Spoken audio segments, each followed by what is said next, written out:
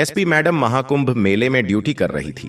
वहीं पर उन्हें अपनी मरी हुई मां भीख मांगती हुई दिखाई दी। क्या है इस घटना के पीछे का रहस्य जो खोखले रिश्तेदारों की काली सोच का पर्दाफाश करता है? इस घटना की शुरुआत बिहार के एक बहुत छोटे से शहर में रहने वाली मां और बेटी से होती है। मां का नाम था सुनीता यादव।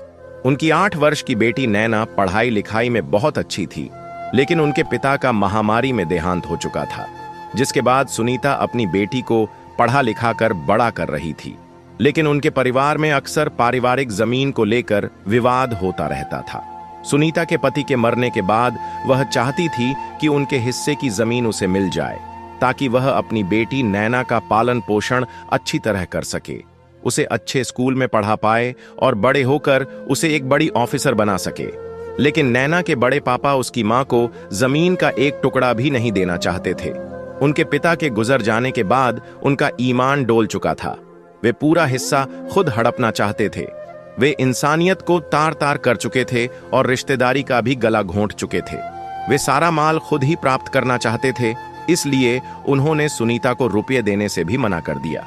इधर सुनीता सिलाई मशीन का काम करती थी और अपनी बेटी को पढ़ा लिखा कर बड़ा कर रही थी। जब नैना 7वीं कक्षा में पढ़ रही थी, तब घर वालों का कहना था कि बेटी को पढ़ा लिखा कर क्या करोगे, इसकी जल्दी से शादी कराओ और चूल्हा चौका सिखाओ। यह पढ़ाई लिखाई इसके आगे काम नहीं आने वाली। लेकिन सुनीता यह बात जानती थी कि अब उसकी बेटी नैना ही उसे समाज में सम्मान दिला सकती है। उसके पिता की मृत्यु के बाद उन मां बेटियों को किसी ने नहीं पूछा। अगर नैना एक बड़ा पद ग्रहण करे तो सबकी बोलती बंद हो जाएगी। इसलिए हर हाल में सुनीता ने अपनी बेटी नैना की पढ़ाई जारी रखी। जब वह कक्षा उत्तीर्ण कर अच्छे नंबरों से पास हुई तो बारी आई उसे नजदीक के लखनऊ शहर भेजने की, क्योंकि वहां की एक बहुत अच्छी यूनिवर्सिटी से उसे स्कॉलरशिप मिल रही थी। लेकिन फिर समाज के ठेकेदारों ने नैना को जकड़ा और शहर से बाहर जाने से रोका। लेकिन सुनीता ने सारी मुसीबतों का सामना किया और अपनी बेटी को अपने दम पर लखनऊ के एक बड़े कॉलेज में दाखिला दिलवा दिया। गांव और शहर के सभी लोग हैरान थे, क्योंकि उस छोटे से शहर की कोई भी लड़की इतनी आगे नहीं पहुंच पाई थी जितना नैना पहुंचने वाली थी। इसलिए सभी लोग उसे रोकना चाहते थे, उसकी टांग खींचना चाहते थे। यहां तक कि नैना के बड़े पापा भी नहीं चाहते थे कि वह जीवन में कुछ करके दिखाए। इसी बीच अक्सर जमीन को लेकर विवाद चलता रहता था। सुनीता अपने हक की मांग करती थी, लेकिन नैना के बड़े पापा कभी भी उसे थोड़ा हिस्सा देने को तैयार नहीं होते थे। वे उसे डरा धमकाकर जलील करके घर से बाहर निकाल देते थे। लेकिन अब धीरे धीरे नैना बड़ी हो रही थी। उसे भी इन सब चीजों की समझ हो रही थी। वह भी अपने पिता का हक हासिल करना चाहती थी, लेकिन रिश्तों की जंजीरों ने उसे बांध रखा था। एक दिन नैना की मां सुनीता ने उससे कहा कि 1-2 महीने हो गए तुम घर नहीं आई, मुझे तुमसे मिलना है। नैना ने जवाब दिया कि अभी मेरी भरपूर तैयारी चल रही है। मैं यूपीएससी एग्जाम की तैयारी कर रही हूं ताकि एक बड़ी एसपी ऑफिसर बन जाऊं और तुम्हारा नाम रोशन करूं। सुनीता नहीं चाहती थी कि उसकी बेटी की पढ़ाई लिखाई में कोई भी दिक्कत हो, इसलिए उसने सोचा कि मैं चुपचाप बस के माध्यम से लखनऊ जाती हूं और अचानक उसे सरप्राइज दे देती हूं। जिसके बाद सुनीता ने लखनऊ जाने के लिए एक बस पकड़ी और अपने मन में प्रसन्नता के साथ अपनी बेटी से मिलने के लिए वह बहुत उत्सुक थी। लेकिन उसे इस बात का अंदाजा नहीं था कि एक ऐसी घटना उसका इंतजार कर रही है जो इसके बाद उसकी पूरी जिंदगी बदल कर रख देगी। दरअसल सुनीता जिस बस में बैठी थी, उस बस के साथ एक बहुत बड़ा हादसा हो गया। उस बस को चलाने वाला ड्राइवर 2-3 दिन से नहीं सोया था और सामने की ओर से एलपीजी गैस से भरा एक ट्रक जा रहा था। बस ड्राइवर को बार बार नींद आ रही थी। वह कई बार अपनी पलकें बंद कर चुका था, लेकिन अब उसकी एक गलती सभी बस यात्रियों की भयंकर मृत्यु का कारण बनी। दरअसल जब एलपीजी गैस से भरा ट्रक सड़क पर सामने जा रहा था, उसी समय बस ड्राइवर की आंख लग गई और उसने अपनी बस को एलपीजी ट्रक के अंदर घुसा दिया, जिससे गैस का स्त्राव होने लगा। गैस बाहर निकल रही थी। इसी बीच एक ऐसा धमाका हुआ जिससे सभी लोग चारों खाने चित्त हो गए। तकरीबन आधे से 1 किलोमीटर तक उस भयंकर धमाके की आवाज सुनाई दी। आसपास जो कारें खड़ी थीं, वे सब उस धमाके की चपेट में आ गईं। उस समय सुनीता के साथ उस बस में 45 यात्री मौजूद थे और 20 यात्री उसी समय जलकर मर चुके थे। यहां तक कि सुनीता की हालत भी बहुत गंभीर थी। उसका 30% शरीर जल चुका था। अब समय था इस दुर्घटना के बारे में परिजनों को सूचित करने का। सरकार हर दुर्घटनाग्रस्त व्यक्ति के परिजन को बुला रही थी, लेकिन किसी के पास भी नैना का नंबर नहीं था। यहां तक कि नैना तो जानती भी नहीं थी कि सुनीता बस के माध्यम से उसे सरप्राइज देने लखनऊ आ रही थी। तभी नैना के बड़े पापा को सरकार की ओर से एक फोन गया, जिसमें उन्हें पता चला कि सुनीता दुर्घटनाग्रस्त बस की यात्री थी। वह लखनऊ जा रही थी और उसकी हालत बहुत गंभीर है। जब उसके बड़े पापा का पूरा परिवार सुनीता की हालत देखने पहुंचा, तो वहां पर चारों ओर बहुत बुरी और गंभीर स्थिति थी। कई लोगों के शरीर जल चुके थे, कई लोग अपने हाथ पैर खो चुके थे। तकरीबन मरने वालों की संख्या 45 में से 25 हो चुकी थी और सुनीता भी एक एम्बुलेंस में घायल अवस्था में मौजूद थी। तब उसके बड़े पापा ने इंसानियत को शर्मसार करने वाली एक ऐसी घटना को अंजाम दिया जिसे सुनकर आपकी आंखों में भी आंसू आ जाएंगे। नैना के बड़े पापा ने सोचा कि यह तो आज नहीं तो कल वैसे ही मर जाएगी।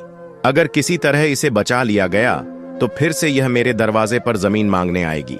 अगर आज इसे मृत घोषित कर दिया गया तो जिंदगी भर जमीन देने के नाम पर छुटकारा मिल जाएगा।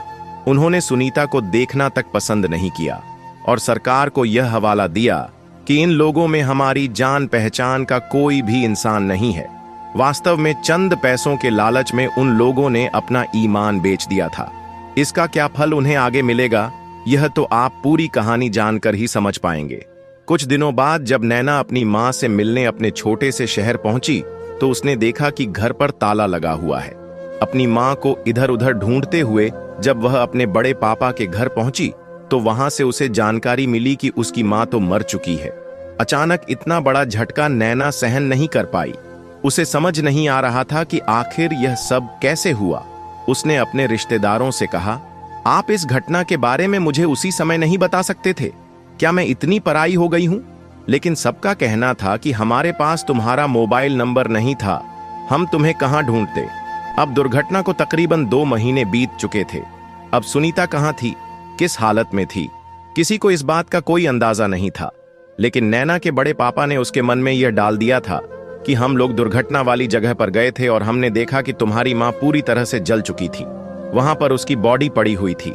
हमने अपनापन दिखाते हुए उसका अंतिम संस्कार किया ताकि तुम्हारी मां की आत्मा को मुक्ति मिल सके। तुम्हें तो हमारा एहसान मानना चाहिए, बल्कि तुम हम पर ही गुस्सा कर रही हो। नैना अब थक हार चुकी थी। उसके पास कोई जवाब नहीं था। उदास मन से वह उस शहर को हमेशा के लिए छोड़कर फिर से लखनऊ आ गई। उसकी मां की यादें उसे लगातार परेशान कर रही थीं। मन में एक विचार आ रहा था कि काश मैं मां के कहने पर उस दिन घर चली जाती तो शायद मां की जान बच जाती, क्योंकि वह खुद मुझसे मिलने लखनऊ आ रही थी और उसी बस दुर्घटना का शिकार हो गई। नैना दिन ब दिन डिप्रेशन में जा रही थी। उसकी पढ़ाई लिखाई पर ध्यान नहीं लग पा रहा था। लेकिन तभी मनोज के रूप में उसे एक सहारा मिला, जो उसके साथ पढ़ाई करता था। मनोज ने उससे कहा, तुम्हारी मां बहुत अच्छी थी, बहुत हिम्मत वाली थी। अपने पति के जाने के बाद उन्होंने तुम्हारा अच्छे से ख्याल रखा। जहां समाज ने चाहा कि तुम पढ़ाई न करो, वहां पर तुम्हें पढ़ाने के लिए उन्होंने सिलाई का काम किया, अपनी खुशियों को मार दिया, लेकिन तुम्हारी खुशियों को कभी मरने नहीं दिया। खुद फटे हुए कपड़े पहन लिए, लेकिन तुम्हारे लिए नए वस्त्र लाईं। यही तो मां होती है। क्या तुम उस मां का एक सपना पूरा नहीं करोगी?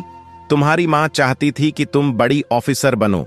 आज भले ही तुम अपनी मां को नहीं देख पाई, उनके अंतिम समय में उनके साथ नहीं रह पाई, लेकिन अगर तुम उनका सपना पूरा करोगी तो जहां भी वे होंगी तुम्हें आशीर्वाद जरूर देंगी। तुम्हें वर्दी में देखकर बहुत खुश होंगी। मनोज की उत्साह बढ़ाने वाली इन बातों से नैना के अंदर फिर से चिंगारी उठी। वह समझ चुकी थी कि अब उसे अपनी जिंदगी में क्या करना है। उसे अपना सपना पूरा करना है, अपनी मां का सपना पूरा करना है। वह लखनऊ में पढ़ रही थी और साथ में यूपीएससी एग्जाम की तैयारी करने लगी। वह रात दिन एक करके पढ़ाई कर रही थी। कभी कभी मन में पुरानी यादें आती थीं, जो उसे भटकाती थीं, लेकिन उसका लक्ष्य अब बहुत मजबूत था। वह किसी भी हाल में झुकने वाली नहीं थी। वह कुछ बड़ा करने वाली थी। उसने हर संभव प्रयास किया, अपनी एड़ी से छोटी तक का जोर लगा दिया और यूपीएससी एग्जाम को हर हाल में पास करने के लिए ताबड़तोड़ मेहनत की। और जब यूपीएससी परीक्षा का रिजल्ट आया तो पूरे देश भर में उसने काफी अच्छी रैंक हासिल की। वह मात्र 1 साल से पढ़ाई कर रही थी, फिर भी उसने यूपीएससी एग्जाम को पार कर लिया था, जिसे बड़े बड़े अनुभवी अभ्यर्थी 3 से 4 साल में भी नहीं कर पाते। यह उसके दृढ़ निश्चय और जबरदस्त हौसले का ही परिणाम था। अपनी रैंक के आधार पर नैना को एसपी पद सौंपा गया। अब उसके पास पावर थी, गाड़ी थी और वह सब कुछ था जो उसे समाज में सम्मान दिला सकता था। लेकिन कमी थी एक मां की, जो उस दुर्घटना में मारी जा चुकी थी। उसे अपने रिश्तेदारों पर तरस आता था। उन्होंने बचपन में जो कुछ भी किया हो, लेकिन उन्होंने उसकी मां का सही समय पर अंतिम संस्कार किया, यह सोचकर उसे थोड़ी तसल्ली मिलती थी। अब उसे लखनऊ के एक क्षेत्र में एएसपी पद पर नियुक्त किया गया था। वह अपने क्षेत्र में काफी अच्छा काम कर रही थी, अपराध को मिटा रही थी और खास तौर पर नारी शक्ति के लिए लड़ रही थी, जिससे पूरे शहर में नैना का नाम गूंज रहा था। अब इधर प्रयागराज महाकुंभ शुरू होने वाला था। क्योंकि करोड़ों लोग इस महाकुंभ में शामिल होने वाले थे, तो ड्यूटी पर बहुत सारे पुलिसकर्मियों को बुलाया गया। भीड़ को संभालना था, अपराध को रोकना था और कुछ गलत लोगों का पर्दाफाश करना था, जिसके लिए पूरी दुनिया से काबिल पुलिस वाले बुलाए गए, जिसमें नैना का नाम भी शामिल था। लेकिन उसे इस बात का बिल्कुल भी अंदाजा नहीं था कि उसकी जिंदगी बदलने वाली है। इस महाकुंभ में उसके साथ कुछ ऐसा होने वाला था जो उसने सपने में भी नहीं सोचा होगा। आखिर ऐसा क्या होगा नैना के साथ, यह तो आप पूरी कहानी जानकर ही समझ पाएंगे। नैना को जब प्रयागराज महाकुंभ में ड्यूटी के लिए भेजा गया तो वह बहुत उत्साहित थी, क्योंकि वह अपने कर्तव्य और फर्ज को बहुत अच्छी तरह से निभाती थी। जब वह महाकुंभ पहुंची तो उसने कई फर्जी बाबाओं का पर्दाफाश किया।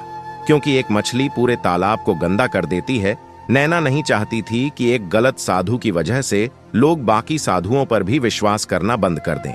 इसलिए सबसे पहले उसने फर्जी बाबाओं का भंडाफोड़ किया और भीड़ की व्यवस्था को सुचारू रूप से चलाया।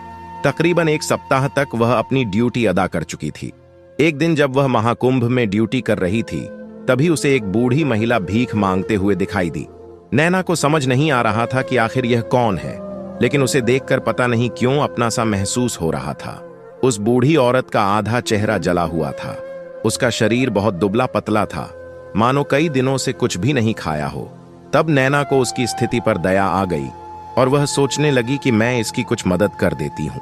नैना ने अपने पर्स में से पैसे निकालकर उस बूढ़ी औरत से कहा, अम्मा लो ये पैसे अपने पास रख लो। लेकिन जैसे ही उस बूढ़ी औरत की नजर नैना पर पड़ी, वह बिलख बिलख कर रोने लगी और कहने लगी, मेरी बच्ची, मैं तुम्हारी माँ सुनीता हूँ। क्या तुमने मुझे पहचाना? मैं सालों से तुम्हें ढूंढ रही हूँ। आखिर तुम कहाँ चली गई थी? मैंने तुम्हारा पता लगाने की बहुत कोशिश की। यह बात सुनकर नैना कुछ देर के लिए हैरान रह गई। उसके हाथ पांव कांपने लगे, उसके रोंगटे खड़े हो गए। तभी उसने महसूस किया कि वह बूढ़ी औरत कोई और नहीं बल्कि उसकी मां सुनीता थी। उसके होश उड़ गए। अपनी मां को महाकुंभ मेले में जीवित देखकर और भिखारियों की तरह भीख मांगते हुए देखकर उसके हाथ कांप रहे थे। लेकिन उसकी मां तो मर चुकी थी। आखिर वह इस महाकुंभ में जीवित कैसे थी? यह सवाल उसके दिमाग में गूंज रहा था। सबसे पहले उसने अपनी मां को गले से लगाया और कहा, मां, तुम जिंदा हो? मैंने तो सुना था कि तुम बस हादसे में मर गई। मैं तब से तुम्हें मृत मान रही थी। मुझे इस बात का बिल्कुल भी अंदाजा नहीं था कि तुम जिंदा हो। मुझे माफ कर दो। तो उसने अपनी मां को गले से लगाया और कोने में बैठाकर पानी पिलाया। अपनी मां की ऐसी स्थिति देखकर उसे बहुत दया आई। लेकिन कुछ देर बाद उसकी मां ने जो सच्चाई नैना को बताई, उसे सुनकर आपके भी पसीने छूट जाएंगे। सुनीता ने बताया, उस दिन मैं लखनऊ जाने वाली बस में तुमसे मिलने आ रही थी, लेकिन अचानक बीच रास्ते में हमारी बस एक एलपीजी गैस वाले ट्रक के साथ टकरा गई और भयंकर विस्फोट हुआ, जिसमें कई लोग मर गए। मैं भी 40% तक जल चुकी थी और मेरी हालत बहुत गंभीर थी। रिश्तेदारों को भी बुलाया गया, तुम्हारे बड़े पापा को भी बुलाया गया, लेकिन उन्होंने मेरी तरफ देखा तक नहीं और यह बयान दे दिया कि मेरा तो यहाँ कोई भी नहीं है। जिसके बाद मुझे लावारिस मानकर सरकार ने एक सरकारी अस्पताल में इलाज करवाया।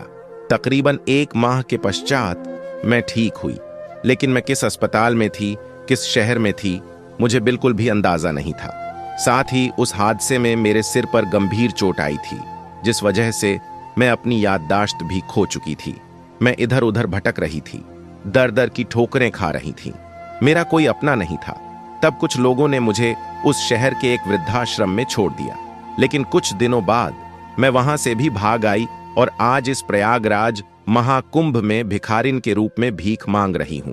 लेकिन जब मैंने तुम्हारा चेहरा देखा तो मुझे अपना सारा पुराना समय याद आ गया। मेरी बेटी, तुम्हें देखकर मेरी याददाश्त वापस आ गई। तुम मेरे लिए बहुत भाग्यशाली हो। अब एसपी मैडम को बहुत भयंकर गुस्सा आ रहा था, क्योंकि उसके बड़े पापा ने जो कहा था कि उन्होंने अपने हाथों से उसकी मां का अंतिम संस्कार किया, वह पूरी तरह झूठ था। वे केवल जमीन हड़पने के लिए यह सारा ड्रामा रच रहे थे। जिसके बाद उसने अपनी मां को नहलाया धुलाया, अपने साथ सरकारी जीप में बैठाया और उसी समय छुट्टी लेकर बिहार के अपने गांव पहुंची। वहां पहुंचते ही उसने अपने बड़े पापा को 2 थप्पड़ मारे और उन्हें धूल चटा दी। अपनी मां को सामने पेश करते हुए उसने कहा, तुम तो कह रहे थे कि मेरी मां मर चुकी है, हमने खुद उसका अंतिम संस्कार किया है, तो यह औरत कौन है? जब सभी लोगों ने सुनीता को सही सलामत देखा तो उनके भी रोंगटे खड़े हो गए। उन्हें अंदाजा नहीं था कि सुनीता बच जाएगी, लेकिन जाको राखे साईं, मार सके न कोई। यह कहावत यहां पर सच साबित होती नजर आ रही थी। अब गांव के सामने यह सच्चाई आ चुकी थी कि नैना के बड़े पापा ने लालच में आकर यह घटिया चाल चली थी, ताकि जमीन का एक भी कतरा सुनीता को न देना पड़े। यह पूरी घटना इंसानियत को शर्मसार करने वाली थी, लेकिन नैना ने हिम्मत नहीं हारी। उसने अपनी मां को उसका हक दिलाने के लिए लखनऊ के सबसे बड़े वकील से संपर्क किया और इस लड़ाई को कानूनी रूप से लड़ने का फैसला किया। उसके पास पावर थी, एसपी का पद था। उसने अपने बलबूते पर केस जीता और 50 लाख की संपत्ति उसके बड़े पापा को मजबूरन नैना की मां को देनी पड़ी, जो उनके बुढ़ापे का सहारा बनी और एक बार फिर से उनके अच्छे दिन आ गए। इस पूरी घटना को लेकर आप क्या विचार रखते हैं, नीचे कमेंट बॉक्स में जरूर बताना। वीडियो अगर आपको पसंद आई हो तो लाइक कर देना, साथ में चैनल को सब्सक्राइब करके बेल आइकॉन को प्रेस करना मत भूलना। सभी दर्शकों को बहुत बहुत धन्यवाद।